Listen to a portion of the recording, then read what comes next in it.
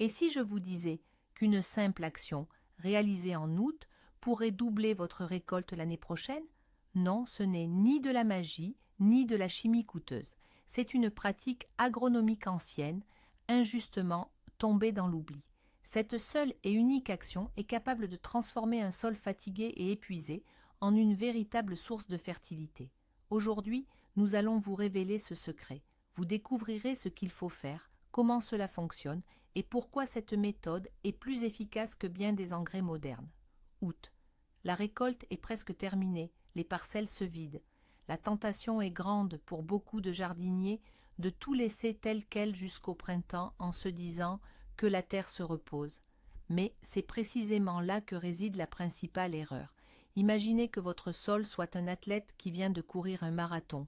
Il est épuisé et il a besoin non seulement de repos, mais aussi d'une récupération et d'une nutrition appropriée. Si vous ne lui offrez pas cela, la saison prochaine, il ne pourra tout simplement pas donner de bons résultats. C'est précisément en août que nous pouvons lancer le processus de sa régénération complète. Alors, quelle est donc cette astuce secrète? Comme toujours, le génie réside dans la simplicité. Il s'agit de semer ce que l'on appelle les engrais verts, ou, comme les agronomes les désignent, les plantes couvre-sol. Ne vous laissez pas intimider par ce terme scientifique.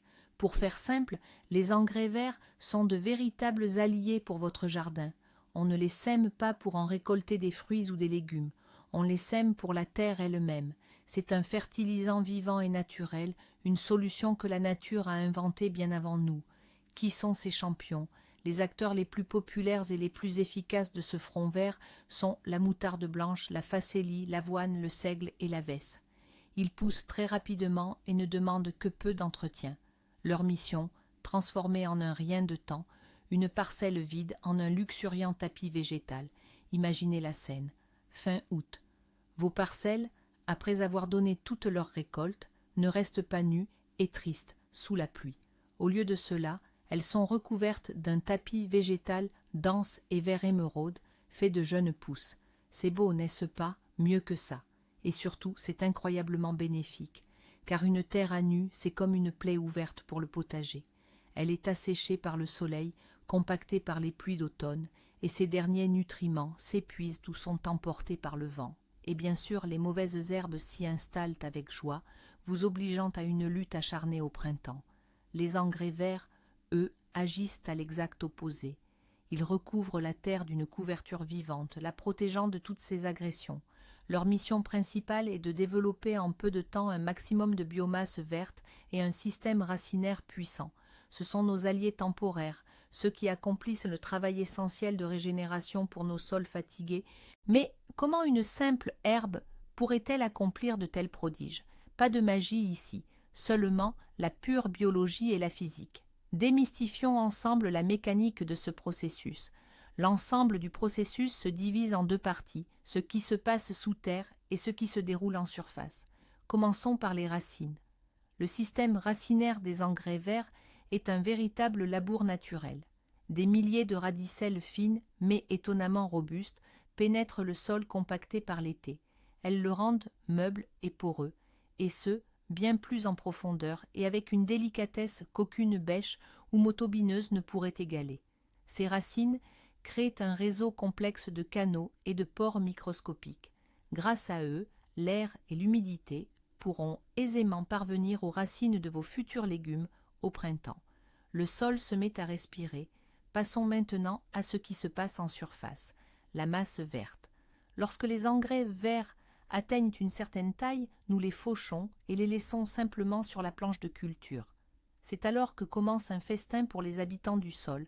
Cette végétation luxuriante devient un festin royal pour les vers de terre et des milliards de micro-organismes bénéfiques. En la décomposant, ils produisent de l'humus, ce fameux or noir, la source de nourriture la plus précieuse pour les plantes. Et c'est ici que nous allons démonter un mythe populaire, celui qui prétend qu'il est absolument nécessaire de bêcher profondément tout le potager à l'automne. Au contraire, un bêchage profond détruit cette structure fragile du sol, élimine les précieux auxiliaires et fait remonter à la surface les graines de mauvaises herbes. Les engrais verts, quant à eux, soigne et régénère la terre en douceur et naturellement, exactement comme la nature l'a prévu. Très bien, mais comment choisir le bon engrais vert pour votre jardin? Tous les engrais verts ne se valent pas, loin de là. Chacun a ses propres forces et sa spécialité. Votre choix dépendra de la problématique exacte que vous cherchez à résoudre. Examinons les situations les plus courantes. Si votre problème majeur concerne les parasites, comme le ver-fil de fer, ou les maladies, telles que le mildiou, votre meilleur allié est la moutarde blanche. Ces sécrétions racinaires désinfectent littéralement le sol et repoussent de nombreux visiteurs indésirables. C'est une véritable sentinelle du potager. Si vous avez une terre lourde et argileuse, si compacte qu'elle est difficile à travailler même avec une bêche au printemps, vous avez besoin de plantes avec un système racinaire robuste. Le seigle d'hiver ou le radis fourragé sont alors d'excellents choix. Leurs racines, véritables forêts naturelles, pénètrent profondément, aérant et structurant même les sols les plus denses. Ou peut-être rencontrez-vous le problème inverse, un sol pauvre et sablonneux qui ne retient ni l'eau ni les éléments nutritifs. Alors, les légumineuses sont là pour vous aider, la vesse, le pois ou le lupin. Elles ont une capacité unique, elles sont capables de fixer l'azote directement de l'air et de l'accumuler dans les nodosités de leurs racines, enrichissant ainsi votre terre. Avant de courir acheter des graines, prenez donc le temps d'observer votre sol et de vous demander qu'est-ce qui lui manque le plus, une meilleure aération, des nutriments ou un assainissement. Pour vous aider à y voir plus clair, un tableau récapitulatif apparaît à l'écran. Et voici le plus intéressant, ce moment précis qui change tout. Vous pensiez qu'en semant des engrais verts, vous vous contentiez de fertiliser votre terre? En réalité, vous créez un organisme vivant et respirant directement dans vos propres parterres. Les racines de ces engrais verts sont des millions de canaux microscopiques qui aèrent et assouplissent le sol, le rendant léger comme une plume. Elles y injectent littéralement de l'oxygène et de l'humidité en profondeur, les rendant ainsi disponibles pour vos futures cultures. Mais le véritable coup de théâtre arrive plus tard. Lorsque vous fauchez cette masse verte et la laissez sur place, vous déclenchez un véritable festin pour les vers de terre et les micro-organismes bénéfiques. Ils transforment cette matière végétale en l'humus le plus précieux qui soit, de l'or pur pour vos plantes. Vous ne vous contentez pas d'apporter un engrais en sac. Non, vous mettez la nature elle-même au travail pour vous, en restaurant la fertilité naturelle de votre sol. Vous ne le nourrissez pas, vous le soignez et le rajeunissez. Et voici le résultat. Un seul geste en août, le semis d'engrais verts, et votre terre, au printemps, ne sera pas simplement reposée. Elle sera vivante, structurée, pleine de nutriments et prête à vous offrir une récolte dont vous n'auriez jamais osé rêver. Merci d'avoir regardé cette vidéo jusqu'à la fin. Si vous avez appris quelque chose de nouveau et d'utile, n'oubliez pas de laisser un j'aime et de vous abonner à la chaîne pour ne pas manquer d'autres secrets de jardinage. Et vous, avez-vous déjà essayé de semer des engrais verts? Lesquels et avec quels résultats?